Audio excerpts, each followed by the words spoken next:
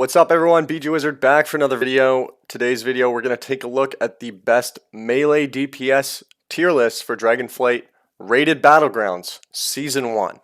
This is updated. I have done a previous list. This is up to date week 2 of Season 1 melee DPS. Okay, let's get into it. So the most obvious here is we got to start with the tanks. The tanks that are not actually good in RBGs. That's just going to be pretty much everything but Guardian and DH. Grabbing the D tier.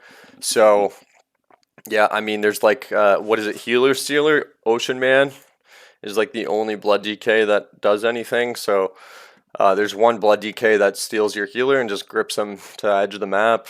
I mean, I guess we can throw him C tiers since blood can be like played on a good team by one guy in the whole bracket, but outside of that guy, blood, not very good. Shout out to that guy, though. Okay, moving on. Outlaw Rogue, C tier. That's my C tier. That's my D tier. These classes are not desirable. Anybody forming a group, I do not recommend taking these specs. If I was to say any of these could move up, I already said Blood DK could. I think maybe Prot Pally could move up. And if Brewmaster has some weird, cool stuff, maybe they do. But all in all, I think the tanks stay at the bottom. Outlaw, I typically don't really see very often. I think I've only played against a couple. I think the other specs for Rogue are so much better. So for that reason, I'm putting Outlaw as C tier. However, you could argue that just because it's a Rogue on the map, this could be more valuable than C tier. Once again, the only reason I'm putting this C tier is because I think the other specs are so much better. But if you actually look at it as a whole, having a Rogue on the team just on the map in stealth is probably better than C tier. But once again, I don't see him too often. I don't think it's the best spec. So I'm just going to leave it at C tier with a little bit of an asterisk. Okay, moving on to B tier. So B tier, as always on my list, B tier is the bottom of what I consider playable. If you take B tier and you have a good friend on the class, even if it's a B tier class, I think you could still play with it.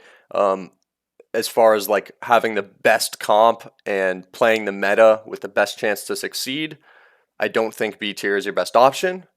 But like I said, you could take these classes and make it work if you wanted to, or if your friends are on these classes or something like that. So let's go ahead and put the classes on the board. So it's going to be Frost DK, Ret Paladin, Arms Warrior, Windwalker Monk, and a little bit of a shocker here, Guardian Druid. Still not sure how I feel about Guardians. I've tried them base sitting. I've seen them in team fights. Yeah, that's pretty much how I feel about them. I don't think they're shit. I don't think they're great. Yeah, I mean, I listen, if I had a Guardian Druid sitting a base, I'd feel pretty comfortable about it. If you don't have a flag carrier on your team and you only have a Guardian Druid, it's doable. It's doable. It's just not the best. So for that reason, B tier. In terms of the DPS here, so Ret Paladin, I think, could move up if you have really good healers and your Ret Paladin never dies and he actually presses bubble. Could move up. Ret could move up, but again, I'm not seeing too many of them. I've been playing RBGs every day, not seeing too many. And typically when we do see them, we're able to pretty much kill them in a global. So that's where I stand on Ret Paladins. Frost DK, I think having a DK on your team is always amazing. Chains of Ice is just broken. However, I think Frost DK is really all they bring to the table is that blind ability, which I've seen a lot of people kind of, how do I say this, mess up our goes, or like I use the blind at the wrong time. If you use it at the right time, it can be good. But I'm not sold that Frost is the better spec. I think Unholy is better. So I think Unholy is going to get a higher rank on this list. Yeah, Frost is playable. I mean, you still get Chains of Ice, you have a Death Grip, whatever. But I think Unholy is just more damage, overall better spec. So yeah, Frost, B tier. Okay, Arms Warrior, I think it's, once again, same as DK. I just don't think it's the best spec here. I think Fury is better. So Gonna give arms B tier. Pretty straightforward on that one. Windwalker. Windwalker could move up. This is similar to Red Paladin. I think they have kill damage. I think a good Windwalker. I've only played a couple, and I think I've lost to some and I've won against some.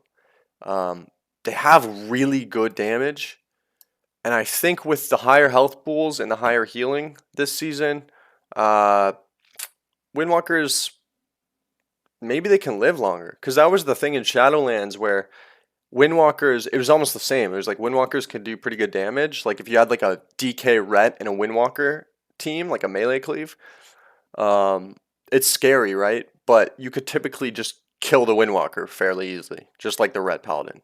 But this season it feels like it could be a little different. You know, things just live longer right now, and that makes the monk a little bit scarier because now you're having to deal with that damage, and it's much harder to get a kill. So yeah, monk could move up. That's the B tier. Yeah, I would say monk and ret maybe could move up, but I'm gonna leave it there. Okay, A tier, unholy, enhanced shaman, fury warrior.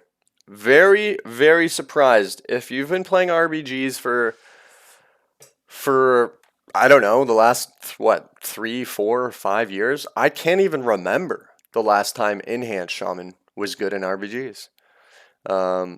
Shout out Fluffy. I mean, dude, I really, I have this enhanced shaman on my B tag, and I was like, yo, shaman, you're probably pretty good. Like, this is probably a pretty good pick. Let's take him on our team. And then I inspect him and he's enhance. And I'm like, oh, fuck. Why did I take this guy? We lose. Turns out he globals kids. Pretty good spec, man. It's good damage. We do well when we have the enhanced shaman. In fact, we almost probably do the best when we have the enhanced shaman. So, I mean, yeah, I was proven wrong. I was pleasantly surprised because enhance has been a spec that has not been desirable in RBGs for a really long time, like years. I cannot remember the last time I took an enhanced shaman to my group. Maybe like mob. It was that long ago. And they're decent now. Yeah, they have good damage. I like it. I like that. Oh, this is a big factor. This is a good point. Glad I just thought of this. They have 2 knocks. Ellie's only have 1 knock. Enhanced shaman has 2 knocks, making it the best class in the game to get knocks on, like Eye of the Storm, Lumber Mill, Twin Peaks off the side. 2 knocks, guys. Enhance have 2 knocks. Ellie's only have 1. That's pretty solid in RBGs. If you know RBGs, 2 knocks, that's good. Okay, Fury Warrior, best warrior spec. I have actually seen 2 Fury Warriors. The 2 friends that I have that are really good warrior players came into our RBG team and beat every single player in, Hero of the Horde rated battlegrounds. They just came in and top damage. They beat all the warlocks. They beat everybody. So a good Fury Warrior, easily A tier.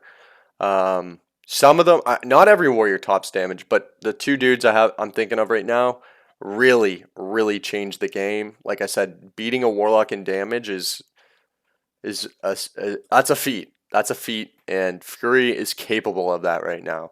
Extremely good damage, good for the melee cleave teams. Yep. Okay, Fury A tier. Unholy, best DK spec. I could almost, if I was gonna move anything up to S tier, it would be DK because as I put these classes on the S tier, you'll see a theme here. They all play a role. So rogues on every tier list I've pretty much ever done, I'm pretty sure rogues or RBG tier list at least, for rated battlegrounds, rogues are always needed on your team.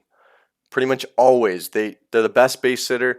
The stealth keeps teams honest and also allows you to hit bases, take bases, defend bases.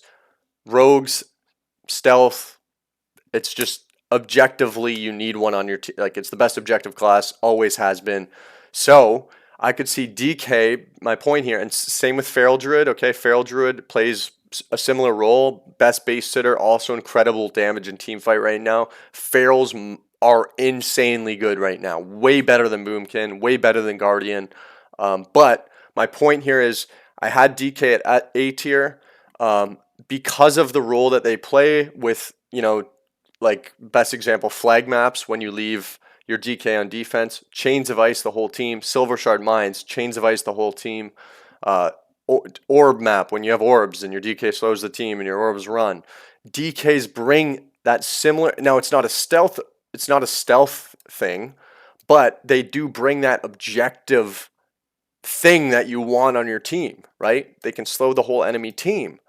So if I was going to move anything out of A tier, it would be the DK, but I'm not sold that it's like mandatory to have a DK on your team. So for that reason, I'm going to leave them at A tier. Okay, so yeah, rogues.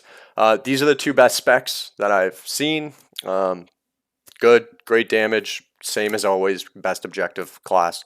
Ferals, surprise this season. I like when Ferals are good because it kind of gives you another option. Right now, when I form my group, this is how I form it. I have one rogue, one druid, and a DH tank every single time I play the game. And so for that reason, these three classes are guaranteed S tier because they are mandatory in my mind. Havoc, probably the best DPS spec. I mean, the Havoc's right up there with Warlocks. I mean, and then you look at what they do in RBGs. Spectral Sight, fastest guy to get to your bases, can also take ghosts. They're just the fastest. So typically what we do is we play a triangle. You have your rogue and druid base sitting and your DH team fight, and he just floats to your bases and always, he's always kind of out of the fight. Spectral Sight the guys, make sure it's safe, nobody's hitting the bases. If they do hit, he can come from team fight and defend either base and then make it back to team fight if the numbers are even. So, and then on top of that, like I said, they do really good damage, like some of the best in the game. So DHs are incredible right now. Probably the best class in the game, if I had to say. Like I said, it's kind of like DHs, Warlocks right there at the top. And then Vengeance is the best tank spec. Okay, that's the list. Thank you, everybody. We do have a ranged DPS tier list and a healer tier list on the YouTube channel. Check those out. Subscribe, like, comment below.